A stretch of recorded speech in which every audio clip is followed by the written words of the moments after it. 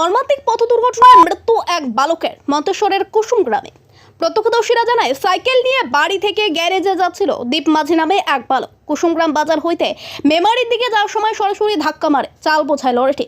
ঘটনাস্থলে গুরুতর জখম হয় দীপ মাঝি। জানা যায় ট্রাকটি কুসুমগ্রামের দিক থেকে মেমারির দিকে যাচ্ছিল। ঘটনাস্থলে দ্রুত গতিতে হাজির হয় মন্তেশ্বর থানার পুলিশ। আহত দীপ মাঝিকে উদ্ধার করে মন্তেশ্বর ব্লক প্রাথমিক স্বাস্থ্য কেন্দ্রে নিয়ে গেলে কর্তব্যরত চিকিৎসক দেখে মৃত বলে ঘোষণা করেন। জানা যায় মৃত দীপ মাঝি বাড়ি পূর্ব বর্ধমান জেলা মন্তেশ্বর থানার কুসুম গ্রামে।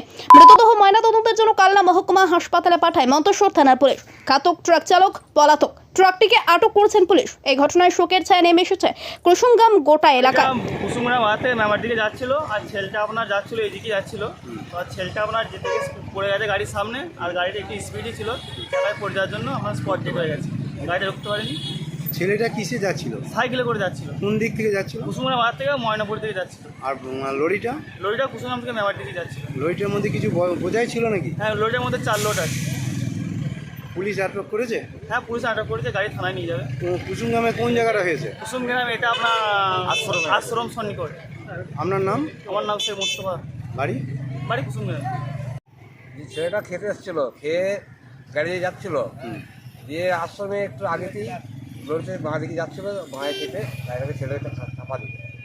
হ্যাঁ, ছেলেটার বাড়ি কোথায়? ছেলেটা বাড়ি কুসুমগ্রামে। কি নাম? দীপ মাঝি। উনি বাড়ি এসে বাড়ি থেকে গ্যারেজে যাচ্ছিল? মুড়িকে যাচ্ছিল গাড়ি। আর লরিটা কোন দিকে যাচ্ছিল? লরিটা আসলে নেওয়ার দিকে। লরিটা কি বোঝাই ছিল? বোঝা যাচ্ছে, চাল বোঝাই ছিল ঠিক নাকি? বোঝা যাচ্ছে না কি আছে। আচ্ছা, লরি ধরা পড়িস তো? হ্যাঁ, লরি ধরো। যে অ্যাক্সিডেন্ট হয়েছে তার নাম কি? দীপ মাঝি। আপনার নাম কি? আমার অনেক বন্ধু হয় না। আপনার বাড়ি? কুসুমগ্রাম।